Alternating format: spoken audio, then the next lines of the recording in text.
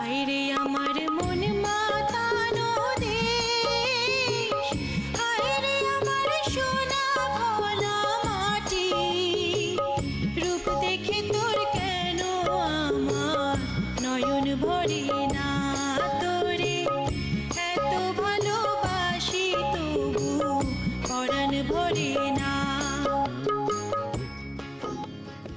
সুপ্রিয় দর্শক, আসসালামু আলাইকুম। আপনাদেরকে স্বাগত জানাচ্ছি নতুন একটি প্রতিবেদনে। দর্শক বন্ধুরা, আজকে আমরা চলে এসেছি ২৫০০ ফেরিঘাট সংলগ্ন আয়ুপুর গ্রামে। দর্শক, আমাদের বাংলাদেশে কিন্তু বিভিন্ন প্রজাতির মুরগির বিপ্লব ঘটেছে, যেমন দেশি মুরগি, ফাওয়ামি, সোনালি এবং কাদাকনাথ, টার্কি, তিতির। একটি বিশাল সম্ভাবনা রয়েছে আমাদের বাংলাদেশে এই পোলট্রি সেক্টরে।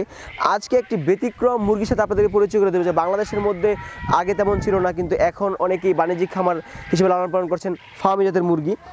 আজকে একজন সফল উদ্যোক্তাকে আপনাদের যে পরিচয় করে দেব, যিনি বাণিজ্যিক ভিত্তিতে এই ফার্মি মুরগি লালন পালন করে আসছেন। অনেকেই বলে থাকে যে ডিমের রাজা হচ্ছে ফার্মি মুরগি।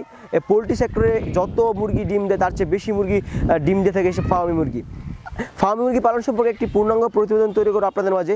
আশা করছি পুরোটা সময় যেটা পাশেই থাকবেন, আর আমি আশরাফুল ইসলাম থাকবো আপনাদের সাথে। তো দর্শক, চলুন আমরা সেই খাবারের সাথে কথা বলি।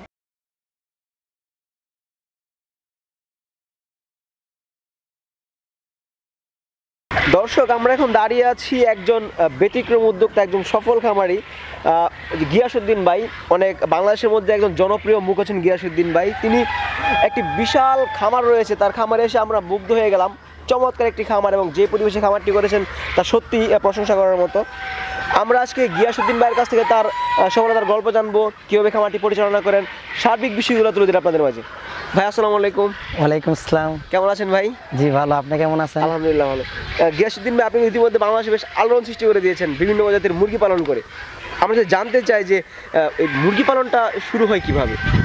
মুরগি পালনটা শুরু হয় প্রথম আসলে আমি শুরু করি আপনার কোয়েল পাখি দিয়ে আর হাঁস দিয়ে।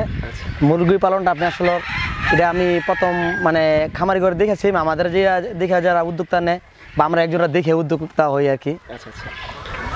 আপনি তো প্রবাসী ছিলেন? জি, আমি 12 বছর জি সৌদি আরব ছিলাম। কত বছর? 12 বছর। 12 বছর। জি, জীবনের অধিকাংশ সময় সৌদি আরবে পার করে দিয়েছেন। জি। আচ্ছা, দেশে এসে যারা প্রবাসী থাকে এক শৌখিন কাজ করার চেষ্টা করে, কিন্তু আপনি এই মুরগি বা এইসব নিয়ে বা আপনার অ্যাগ্রো ফার্মিং আসার কারণটা? শুনেন, ছোটোবেলা থেকে আমার অনেক স্বপ্ন, মানে আমি যখন আপনার 2 বছর বিদেশে বয়স, তখনই আমি আপনার ইউটিউবে অনেক দেখি, প্রায় 10 বছর মানে দেখতেই থাকি আসলে বাংলাদেশে কোন জায়গায় কী ফার্ম হয় বা কেটা কত লোক সফলতা হইতেছে, লস দিতেছে। সবাই তো লাভ করতেছে না, অনেকজন লসও দিতেছে। ওটা আমরা দেখতেছি, দেখার পর থেকে মানে আমার এটার প্রতি কেন যেন একটা আগ্রহতা বেড়ে যায় আর কি। আচ্ছা, আমরা দেখতে পাচ্ছি অসংখ্য ফার্মি মুরগি বিচরণ করছে একদম খোলামেলা অবস্থায়। এগুলা কি খোলামেলায় থাকে না ভিতরে রাখা হয়? না, আপনার দিন হইলে ছেড়ে দেওয়া হয়, রাত্রে হইলে মানে বন্দি থাকে, তাহলে মুরগাটা আপনার গড়টা একটু মুক্ত থাকে, গ্যাস মুক্ত থাকে।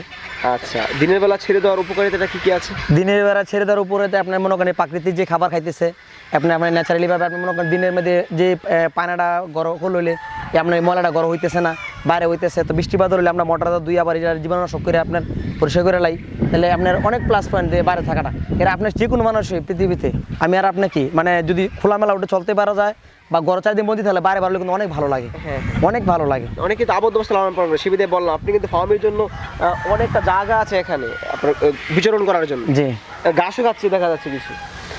আমরা জানতে চাই যে এটা কোন দেশের মুরগি? এটা আপনার মিশরি। মিশরি? জি। আপনার এখানে কতগুলো আছে? আমার 500 মুরগি আছে। মুরগি 500? জি। কেমন ডিম পাওয়া যায় এখন? ডিম এই আমার এই ফ্যারেন্সটাতে, আগের ফ্যারেন্সটাতে আপনার মোটামুটি এখন প্রায় শেষ পর্যায়ে।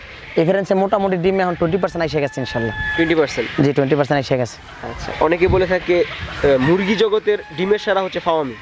জি, এটা সত্য? জি, এটা সত্য। এটা আমি এটার সাথে একমত। আপনার আরও মুরগা আছে, মানে ফাওমির থেকে ভালো মুরগা আছে, লেকিন আমার কথা ফাওমির ডিমটা বেশি পারে। ডিম পারে এটা আপনার বছরে যদি হিসাব করে দেন 280টা 270টা ডিম পাইবে। আপনার 20% ডিমে চলে আসছে? জি। আচ্ছা, অনেকেই জানতে চায় যে আপনার ফার্ম মুরগি কতদিন ডিম দেয়? অনেক বেশি ডিম দেয়, একটা না কতদিন ডিম দেয় বা কত বছর ডিম দেয়? আসলে মূলত যদি সে সত্যিকারে জানতে চায়, সত্যিকারে জানতে চাইলে ভালো পটাশন সে 15-16 মাস পাইব। 15-16 মাস ভালো পটাশন পাইবো। 18 মাসের মতো কথা বলে আমরা বলি, 18 মাস আপনি ভালো পটাশন পাইবো না। 15-16 মাস পরে আপনার মাল্লা যদি আপনি রিজেক্ট করে দেয়, রিজেক্ট করে নতুন করে উড়াই ফেলে, তাহলে আপনার এর জন্য ভালো। পটাশন যত কম আসবে তত আমাদের ক্ষতিকর হবে। পটাশন লাভবান না হইতে বলতে আমাদের পাইয়া লাভ নাই, এটা পালতেছি লাভের জন্য। আচ্ছা, কত পার্সেন্ট ডিম আসে যদি আপনার হিসাব করি আমরা? যদি আপনি পার্সেন্টেজ ধরতে গেলে তাহলে আপনি 80% ডিম পাইবেন। 80%? জি 80% ডিম পাইবেন। অন্য মানুষের মতো অন্য কথা বলে লাভ নাই, আপনাকে যেটা সত্য এটা বলে লাভ। একজন মানুষ আমার কথা শুনে নিল, নিয়ে সে লস করলো, সে আমাকে বিভ্রান্তির সৃষ্টি হইলো। আসলে সে আমার ইনভেস্ট আছে আমি করতে পারতেছি, সে ইনভেস্ট না সে করতে পারতো না দ্বিতীয়বার, সে কিন্তু লসের মুখো। তার আমার একটা কথা কারণে সে লসের পুরো আমি এটা চাই না, এখানে 80%-এর উপরে কখনো পার্সেন্টেজ পাবো না।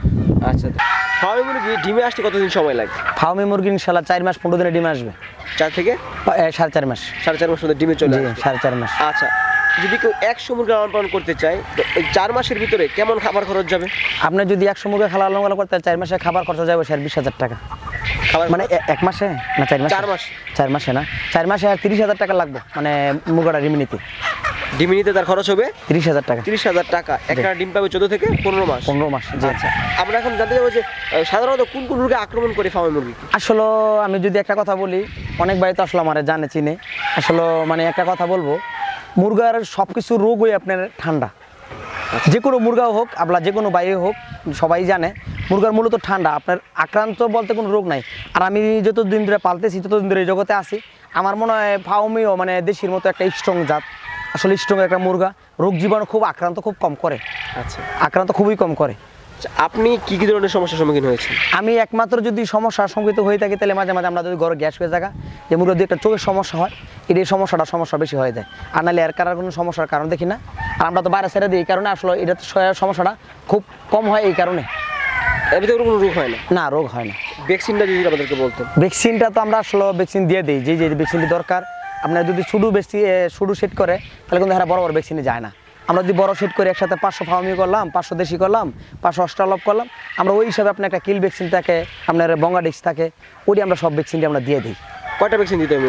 মূলত আসলে ভ্যাকসিন তো সব কিছু হিসাব করতে গেলে ভ্যাকসিন লাগে আপনার মোটামুটি আপনার আমরা 5 দিনে একটা ভ্যাকসিন দিই। কোনটা এটা? 5 দিনে রানীক্ষেত, আপনার 9 থেকে 10 দিনের ভিতরে আপনার গ্রাম্বু, 17 থেকে 18 দিনের ভিতরে গ্রাম্বু, আবার আপনার 25 থেকে 26 দিনের ভিতরে রানীক্ষেত, 25 দিনে ফাউল ফক্স।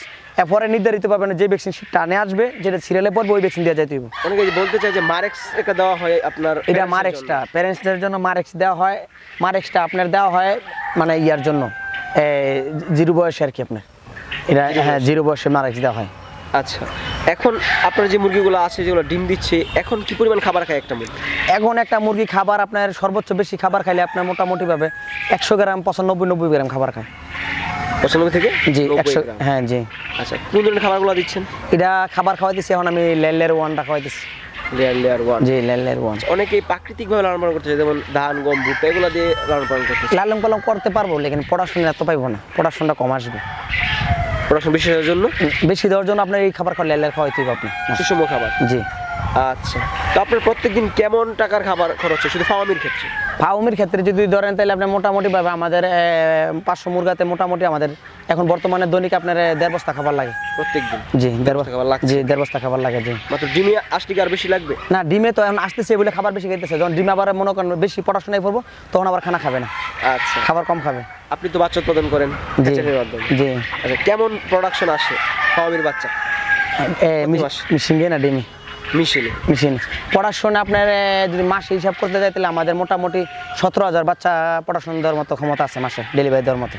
17,000? জি 17,000। আপনার ফুটে কেমন মানে পার্সেন্টেজ পার্সেন্টেজ আমাদের এমনি 80% আসে। অনেকে এই ফার্মির 20 ডিম নিতে চায়, সেই কারণে আপনাকে জানতে চাওয়া। 80% ফুটে? জি 80% 75% আসে। আচ্ছা, চাহিদা কেমন আছে ফার্মির? চাহিদা আছে মাশাআল্লাহ, অনেক ভালো চাহিদা এখন আলহামদুলিল্লাহ, অনেক চাহিদা।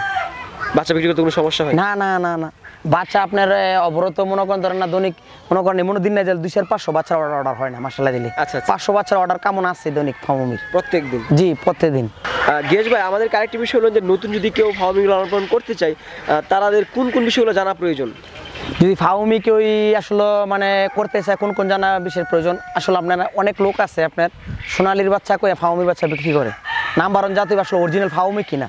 ফার্মির ভিতরে কয়েক প্রকার আছে, ফার্মি আপনার লাল আছে, সাদা আছে, তো আপনার ফার্মির ভিতরে কিন্তু অনেক বেশ কম হয়।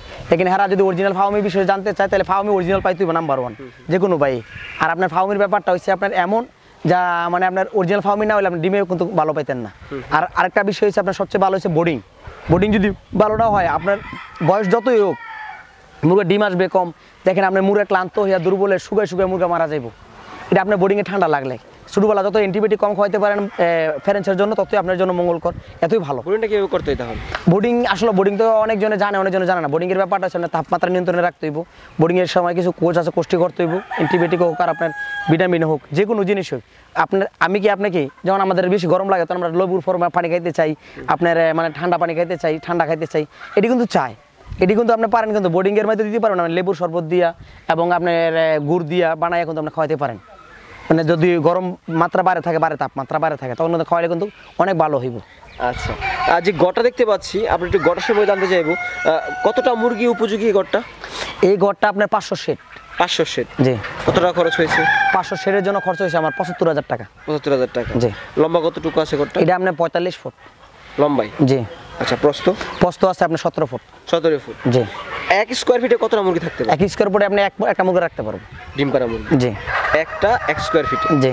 আচ্ছা, এখন আমাদেরকে বলবেন, আপনি তো দীর্ঘদিন প্রবাসী ছিলেন, প্রবাস থেকে দেশে এসে একটি খামার করেছেন, আলহামদুলিল্লাহ মোটামুটি সফল আপনি।